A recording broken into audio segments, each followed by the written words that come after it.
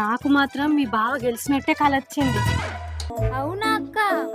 ఏంది నేను గెలిచినట్టు కలొచ్చిందా? మరి నాకు ఎందుకు చెప్పలేదు?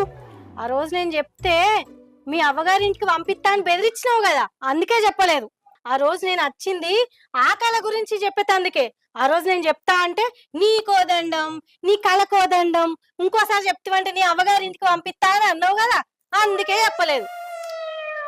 అంటే నీకు ఈ మధ్య వచ్చిన కళలన్నీ నిజమవుతున్నాయి. అందుకే నేను చెప్పిన మాట ఇను అనేది. పాయేషల్లే నీ కుడుకుడుకు సాయ వస్తా జరుగు. అయ్యో